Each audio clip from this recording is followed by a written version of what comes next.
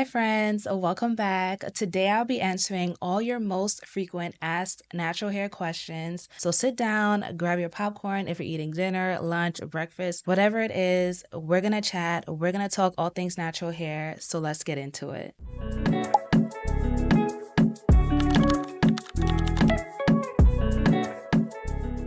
So I do have all my questions over here on my iPad. And of course, the first question that I always get asked is, how can I make my natural hair grow faster? Now, there's no such thing as making your natural hair grow fast in a day. You're not gonna get waist length or butt length hair the next day. It's just not gonna happen. If you do want to increase your hair growth, what you can do is follow a routine, find products that work for you, as well as incorporating herbs. I have noticed the importance of utilizing herbs in your hair. So fenugreek, rosemary, flaxseed gel, okra gel, like these things will help stimulate hair growth and provide you with that faster hair growth that you are looking for. But again, it's not going to give you that butt length hair the next day, but it will help to both increase and nourish your hair follicles, which will later promote to some sort of hair growth. Now, there are a few questions in here that also fall under that first question. So I don't want to put like all the information into that first question. So the second question, because I do want to follow up more on how to increase your hair growth, is what's the best way to maintain healthy natural hair? And again, the best way for you to maintain healthy natural hair is of course following a routine and sticking to it. So you'll know your hair, you'll know what works best for your hair, you'll know what products work best for your hair. Another thing when it comes to natural hair and a routine, some people do wash their hair every week, others wash their hair every 2 weeks. It really depends on your schedule and what works best for you. Right now, for me, I do wash my hair every 2 weeks, but I do want to lean in more to washing my hair weekly and see how my hair transitions and how that works for my hair. Now, when it comes to having a routine and finding the right products for you, you really want to focus on your hair porosity, whether you have low porosity or high porosity, and we'll get into that later in the video. And that will help dictate what products you need to use,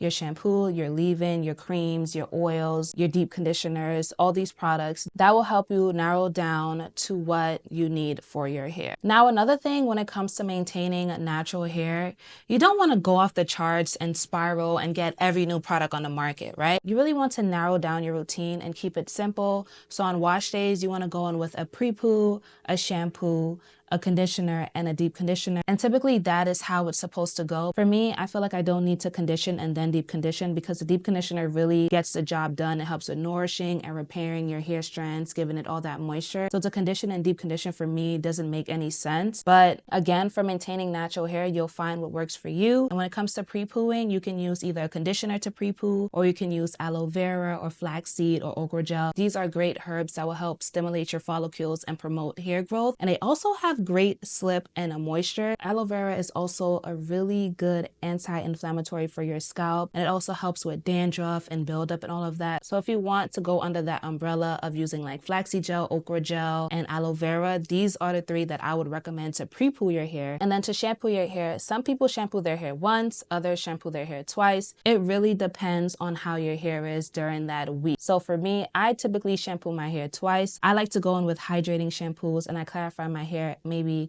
every 3 months. But for the main part, I am always using a moisturizing shampoo because black textured hair is prone to breakage and we need as much moisture as possible. And then when it comes to a conditioner, you can find a conditioner that works for you. And then again, when it comes to a deep conditioner, you find a deep conditioner that works well for you. You can use a deep conditioner with heat or you can use it without heat. Again, it all depends on your hair porosity. Now, the third question that I did get asked is, how can I prevent breakage and split ends? And that is such a great question because I feel like during my natural hair journey, that is something that I ultimately struggled with, is breakage and having split ends, because I was still learning my hair. I was still learning what protective style is great for me, what styles actually will help my hair instead of breaking my hair. So that is a really great question. I would say the best way for you to prevent breakage is to have patience, take your time, and again, learn what hairstyle works best for you. you and will not lead you to have any breakage. So for example, right, mini twists. The natural hair community loves mini twists, not only because it helps with growth, but also because it helps protect your ends. Your ends are tucked away for the most part. So that is a great hairstyle to prevent breakage and to prevent any split ends. And I would say another way for you to not have any split ends or not have any breakage is making sure that you take your time to properly detangle. Now we all know that the ends is the oldest part of our hair, so we have to make sure that we're nourishing it, we're taking our time during the detangling process, we're not getting any single-stranded knots, we're moisturizing it at all times and giving it our undivided attention. There's nothing wrong with wearing your hair out, but just make sure that when you are going to wrap your hair up at night, you are protecting your ends, you're oiling it, you're refreshing it, you're making sure that it's getting all the moisture that it needs. And the one thing that I did notice with my type 4 hair is I don't really like to do wash and goes as often because I notice more single-stranded knots, which causes less length retention. I also noticed that my ends are really shabby and dry when it comes to me washing my hair. So it's cute, but it's not really doing my hair justice. So again, you'll learn what hairstyle works best for you and ways for you to prevent those split ends or that breakage. What is the difference between low porosity and high porosity hair? Low porosity has tightly closed cuticles, so it makes it harder for your hair to absorb moisture and nourishment, while high porosity basically has gaps in its cuticle, which makes it easier for your hair to absorb water, to absorb deep conditioners, basically to absorb anything.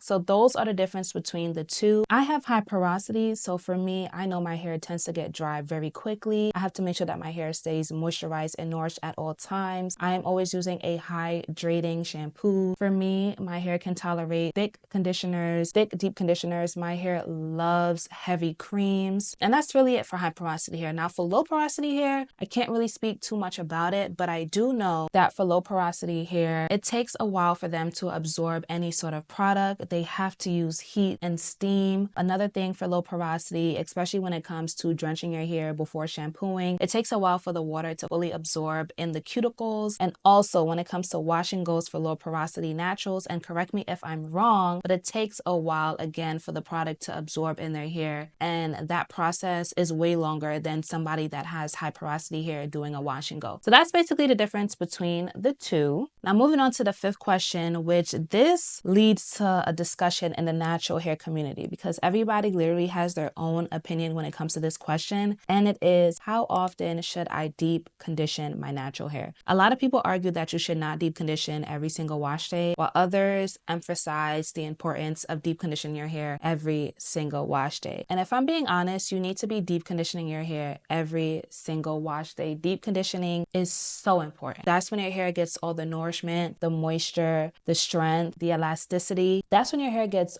all of those things during that process. So it is very important for you to deep condition your hair. Some days you may use a protein deep conditioner. Other days you may use a moisturizing deep conditioner. Not every day will be the same deep conditioner, but for the most part, you should always be reaching for a moisturizing, nourishing deep conditioner, especially when it comes to tight textured, coily, curly, texturized hair. That is really important. Okay, this is one of my favorite questions, and it is, why is flaxseed gel so good for your hair? I started using flaxseed gel this year, and I absolutely adore and love flaxseed gel, not only because you can make it right in your kitchen in 5 minutes, but because of the benefits. Flaxseed gel has great slip, it has great moisture benefits, it also has great fatty acids, which is great for your hair cuticles, which will help promote growth. And that is like the best thing about flaxseed gel. It's not just any other product on the market. It is something that you can literally make in your kitchen, and that can help you with length retention and having healthier curls, a healthier scalp, healthier hair, healthier strands, healthier everything. Flaxseed gel is just so amazing, and I would recommend it to anybody that's looking to pre-poo their hair and doesn't want to go out and buy a pre-poo. You can make the pre-poo literally at home. It takes less than 10 minutes to make flaxseed gel. I swear, ever since I started using flaxseed gel, my hair has gotten longer, and the best part about it, you can use flaxseed gel every single time you wash your hair as a pre-poo treatment. What is your favorite thing about your natural hair? And for me, my favorite thing about my natural natural hair is definitely, I know I would typically say my favorite thing about my natural hair is the versatility, but if I had to say something else that I really love about my natural hair is maybe just the process and the confidence that it gives me to wear my natural hair outside. Because when we really think about it, a lot of people are not as confident with wearing their natural hair, and that may be due to not knowing how to style it or take care of it. And I feel like for me, being able to have the ability to maintain and take care of my natural hair and wear it out freely, no matter if I have perfect curls, no matter if my hair is puffy, I literally have the confidence to walk outside and embrace my natural hair and know that this is all me. And also the process of having natural hair is not easy, but I really do enjoy the steps that I am taking to see length retention and hair growth. Just really romanticizing the process is amazing because you get to see your hair through all its stages and just to see where you came from versus where you are now. I just really personally love that. What's your top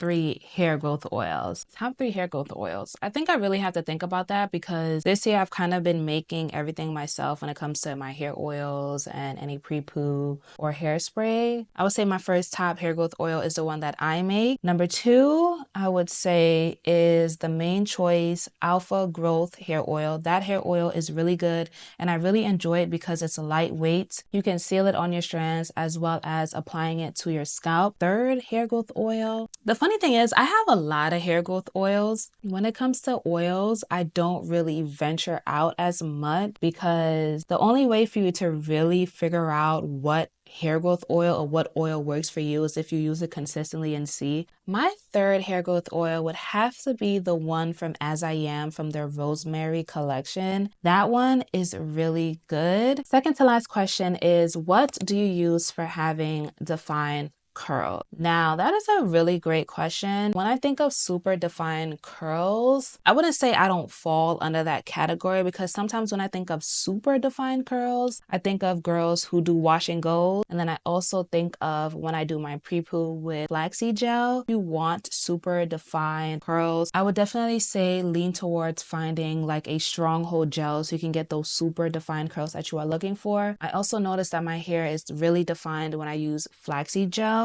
during my pre-poo stage, and also when I follow up with a good hydrating shampoo and a deep conditioner. I feel like my curls pop more. And if your curls are feeling limp, if they're not looking the same, if your hair color is just not bright, I would also recommend for you to have like some good super defined curls is the Aztec clay mask. That mask is top tier. It brings your hair back to life. But again, when I think of super defined curls, I think of the girls that put gel in their hair. I don't put gel in my hair as often. If you want super defined curls, gel would definitely be your option. The last question is, what is a go-to style you did when you were going natural? I have 2 styles that I would do very often while I was going natural, and that was a half up and half down. And then the second one is a high puff. But I would say for the most part, I would do a half up and half down. I just found that hairstyle to be so cute. It was easy for me to do, especially learning my hair. It was probably like the easiest style to do. Maybe the parts in the back of my head weren't as straight, but that's nobody's business because you should be looking at the front. I think it's such a classic, cute hairstyle. It's something that I would still do. I think I really enjoyed a high puff because after a point in time, my hair just started to look so big. It had so much volume and I love big hair. So having a high puff really just emphasized how much hair I have. So that was another hairstyle that I really enjoyed doing. I still love me a high puff and I will do it here and there. So yeah, that is all, friends. I hope you guys enjoyed this video. I hope I was able to answer all your questions in a very detailed manner. If you guys want to see more of these videos, comment down below. Don't forget to hit that subscribe button. Give this video a thumbs up. Follow me on all my social medias, and I'll see you guys in the next video.